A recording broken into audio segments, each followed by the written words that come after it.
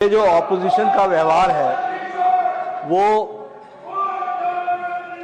Smooth functioning of the parliament उसको obstruct करने का एक सोची समझी चाल है और इनको हेल्दी डेमोक्रेसी में कोई विश्वास नहीं है।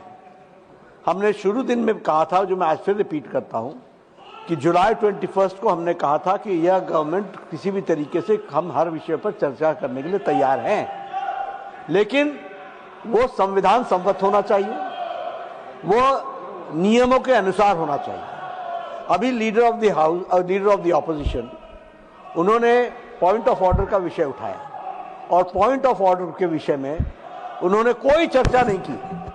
चर्चा उन्होंने एसआईआर के बारे में शुरू कर दी और एक पॉलिटिकल स्टेटमेंट लेकर के आए। मैं निवेदन करूंगा कि वह हाउस के प्रोसीडिंग से एक्सपंज किया जाए। क्योंकि that is not in order of the rules and regulations of the parliament. जिस बात के लिए उन्होंने परमिशन मांगी थी उस बात को छोड़ करके वो पॉलिटिकल स्टेटमेंट देने लगे और टाइम एंड अगेन उन्होंने इस पर डिमांड 267 रूल के दिन हर दिन करते हैं सुबह, और उनको हर दिन यह जवाब दे दिया जाता है कि इसकी चर्चा नहीं हो सकती है।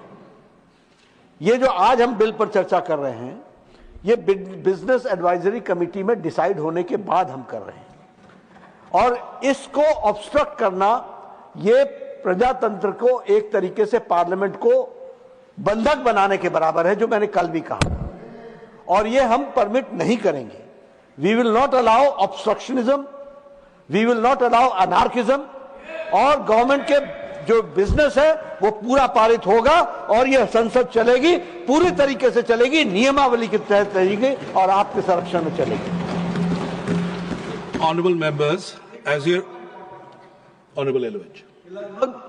They have wasted 64 hours and 25 minutes of the Indian Rajya Sabha जब से पार्लियामेंट 64 hours and 25 minutes। आप बोलिए वर्किंग डेज, ये आप बोलिए ये हाउस को बंधक बनाने के बराबर है कि नहीं है? ये एक तरीके से पब्लिक मनी को वेस्ट करने का सवाल है कि नहीं है? और इनको कोई इंटरेस्ट नहीं है कि डिबेट हो, इनको कोई इंटरेस्ट नहीं है कि डिस्कशन हो। इनको इंटरेस्ट ये है कि सिर्फ मीडिया में कुछ लाइनें आ जाए और उसके लिए पॉइंट ऑफ ऑर्डर के माध्यम से ये बात को कहना चाहते हैं। मैं फिर कहूंगा that should be expunged. Honorable members, regarding notices